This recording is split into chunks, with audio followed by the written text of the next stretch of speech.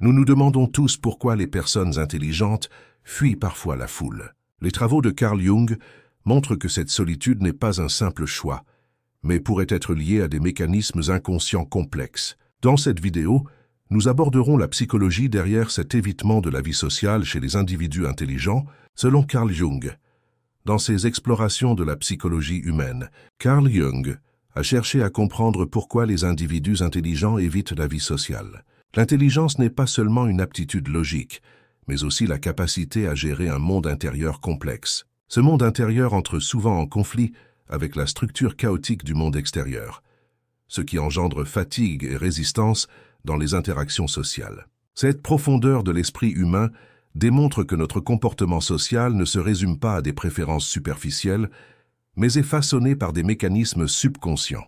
Carl Jung a révélé que la tendance des individus à rester isolés découle de processus psychologiques invisibles mais puissants, nous rappelant qu'interpréter le comportement social sans comprendre ces processus est incomplet. Les individus intelligents possèdent la capacité de percevoir des subtilités et des comportements complexes, souvent négligés par leur entourage. Les observations de Carl Jung ont démontré que cette perception est à la fois un atout et un frein dans les interactions sociales. Une intelligence élevée exige une analyse et une introspection constantes, ce qui conduit à un épuisement rapide et parfois à un retrait des interactions sociales. L'intensité de notre monde intérieur peut rendre difficile la compréhension des interactions superficielles des autres, entraînant un retrait conscient ou inconscient de la vie sociale. Les enseignements de Jung soulignent que ce retrait ne doit pas être perçu comme une fuite, mais plutôt comme un effort pour maintenir un équilibre mental. En observant la nature complexe de la relation entre intelligence et retrait social, Carl Jung a compris qu'il ne s'agissait pas simplement d'un trait individuel, mais qu'il offrait également des indices sur le fonctionnement du subconscient. L'esprit humain projette inconsciemment des aspects obscurs de lui-même sur son environnement, et ces projections créent diverses tensions dans les interactions sociales. Lorsque les personnes intelligentes analysent en profondeur ces reflets d'autrui, elles ressentent intensément le malaise découlant de ces processus inconscients. Les recherches de Jung démontrent clairement qu'il s'agit là d'une des causes fondamentales du retrait social. La tendance des personnes intelligentes à rester isolées résulte souvent de processus inconscients. Carl Jung a passé de nombreuses années à observer ces individus afin de comprendre leurs stratégies pour maintenir leur énergie sociale, considérant leur comportement non seulement comme un choix de personnalité, mais aussi comme une forme d'adaptation psychologique. Le retrait social est un comportement souvent mal compris. Carl Jung a souligné l'importance de comprendre la complexité intérieure des individus intelligents sans juger leur silence et leurs réserves. La dynamique changeante de la vie sociale peut mettre à rude épreuve les capacités intellectuelles d'une personne intelligente, la conduisant à l'évitement, même s'il ne s'agit pas d'un choix conscient. Dans ses travaux, Jung a souvent observé que cet évitement n'était pas un signe de faiblesse, mais plutôt une tentative inconsciente de maintenir un équilibre. En examinant la relation entre intelligence et retrait social, Carl Jung a fréquemment observé le conflit entre la profondeur du monde intérieur d'un individu et la superficialité des interactions sociales. La complexité de notre esprit façonne notre comportement projeté vers l'extérieur, ce qui conduit à son tour au retrait social. Les enseignements de Jung nous aident à comprendre que ce comportement des individus intelligents est une stratégie mentale et émotionnelle, plutôt qu'un rejet conscient. Les travaux de Carl Jung nous guident dans l'explication des mécanismes psychologiques profonds à l'origine de la solitude. Selon ces enseignements, l'évitement social des individus intelligents n'est pas un choix superficiel, mais une conséquence naturelle de la complexité intérieure et de processus inconscients. Comprendre cet évitement nous permet d'aborder leur comportement avec empathie et conscience, sans jugement. La perspective de Jung démontre que la solitude est en réalité un moyen de maintenir un équilibre mental et émotionnel, et nous aide à comprendre la réalité psychologique qui se cache derrière le retrait social. Ce voyage au plus profond de notre monde intérieur offre l'occasion de réévaluer notre comportement social et nos relations avec autrui. Pour comprendre la relation entre intelligence et retrait social, il est important de prendre en compte les observations de Carl Jung sur la complexité de l'esprit humain. Nous avons tendance à considérer la tendance des individus intelligents à rester isolés comme une simple préférence. Mais Jung révèle que cela est lié à une réalité psychologique bien plus profonde. L'esprit humain est en interaction constante entre nos pensées conscientes et nos processus inconscients, et l'intelligence est directement liée à la capacité à gérer cette interaction complexe. Les environnements sociaux rendent souvent cette complexité plus visible, et les individus intelligents sont contraints de supporter le fardeau psychologique qu'elle engendre. Les observations de Jung nous aident à comprendre comment ce fardeau est compensé par la solitude et le retrait social. Cependant, le retrait social ne se résume pas à la fatigue mentale. Carl Jung reconnaissait que les individus intelligents sont contraints d'analyser et d'évaluer constamment leurs interactions sociales. Nous percevons les motivations inconscientes derrière le comportement superficiel des autres, mais cette conscience intuitive crée souvent de la confusion dans les interactions sociales. Selon Jung, le retrait des individus intelligents n'est pas seulement un évitement des interactions sociales, mais aussi une stratégie inconsciente pour économiser leur énergie mentale et émotionnelle. Cette stratégie apparaît comme un moyen d'équilibrer l'intensité du monde intérieur et la complexité du monde extérieur. Carl Jung, expliquant ce lien complexe entre intelligence et retrait social, souligne l'influence des processus inconscients sur le comportement social. Lorsque nous percevons le comportement réflexif d'autrui en société, nous nous surprenons souvent à essayer de le gérer ou de le corriger.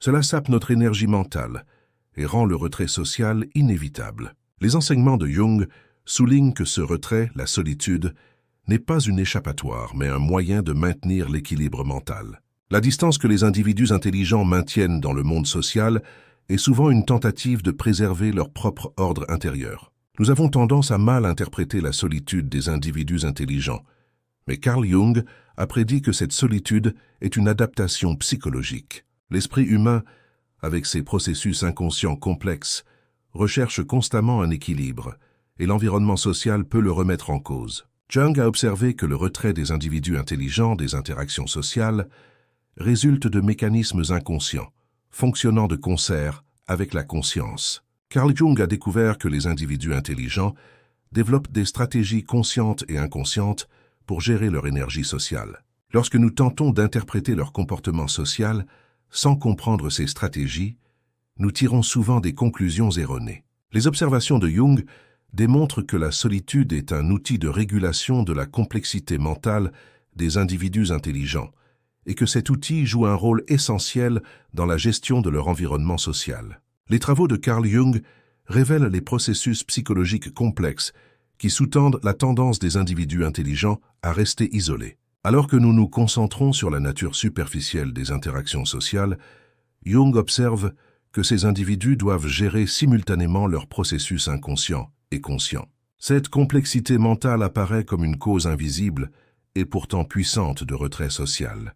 Pour les individus intelligents, l'environnement social n'est pas seulement un espace de communication, mais aussi une étape où les processus inconscients sont constamment mis à l'épreuve. En appliquant les idées de Carl Jung pour comprendre la relation entre intelligence et retrait social, nous redécouvrons la valeur de la solitude. Cependant, l'isolement social n'est pas un signe d'inadéquation, mais plutôt un moyen de maintenir son équilibre intérieur et de s'harmoniser avec ses processus inconscients.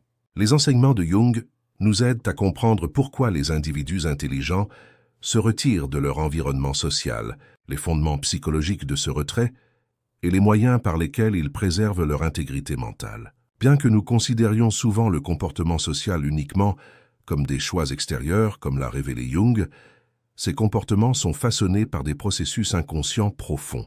Le repli sur soi des individus intelligents reflète leurs efforts pour préserver leur complexité intérieure, gérer leur énergie mentale et s'aligner sur leurs processus inconscients. Cette prise de conscience nous permet de comprendre la solitude comme une stratégie psychologique, plutôt qu'une déficience, et favorise une empathie plus profonde dans les interactions sociales.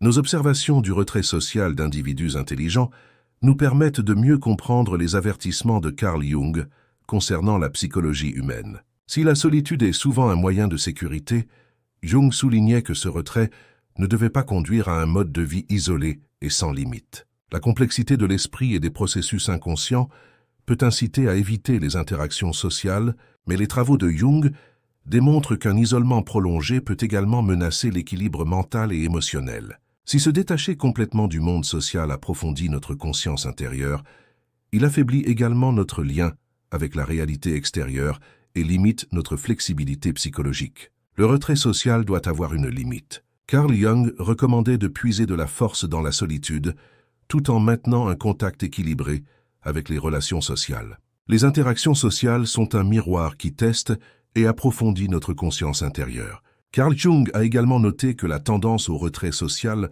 peut également être perçue comme un signal d'alarme. Lorsque nous mesurons la profondeur de la solitude, si nous nous abandonnons complètement à l'isolement social, comme l'avait prédit Jung, nous réalisons que notre énergie mentale est confinée au seul processus interne. Se retirer des interactions sociales nous permet d'observer nos zones d'ombre inconscientes, mais empêche également ces zones d'ombre d'être équilibrées par l'interaction avec autrui. Jung nous met en garde. La solitude ne doit pas être considérée comme une échappatoire, mais comme une stratégie maîtrisée.